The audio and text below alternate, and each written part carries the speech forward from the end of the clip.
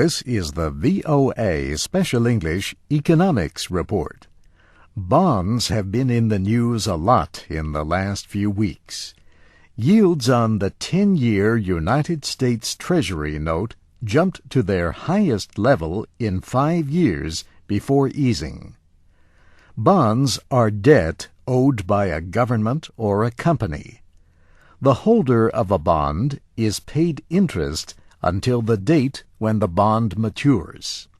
Then the amount of the bond, its face value, is paid back. Investors can buy a new bond and keep it until it matures, or they can buy and sell existing bonds. The return on a bond is called the yield. Yields and prices of existing bonds can change as investors trade them. Yields fall when investors seek the security of bonds and are willing to pay higher prices. Yields increase as prices fall. This month, yields on the 10-year Treasury note rose above 5% for the first time in close to a year. Higher yields raise the cost for individuals and businesses to borrow money at interest rates that are tied to the 10-year note.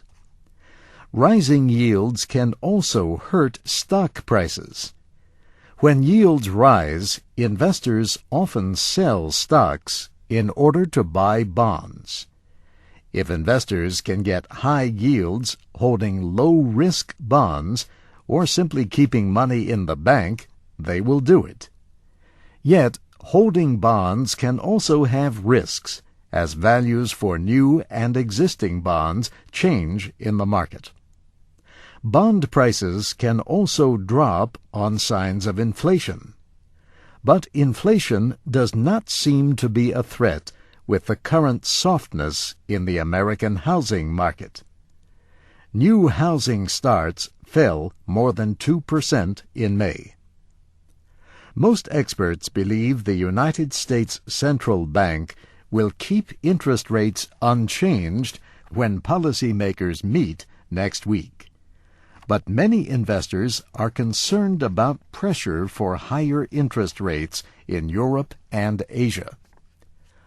Another influence on the bond market is the willingness of foreign countries to buy United States government debt. In Asia, there have been signs that some countries that hold a lot of low-yield debt want greater returns on their investments. China, for example, recently announced it will invest $3 billion in the Blackstone Group, the private equity company in New York. For much of the last year, bond yields have been inverted. Short-term debt returned higher rates than long-term debt. In the past, an inverted yield curve was thought to signal a possible recession. Now, things are back to what is considered normal, with long-term debt paying higher yields. And that's the VOA Special English Economics Report, written by Mario Ritter. I'm Steve Ember.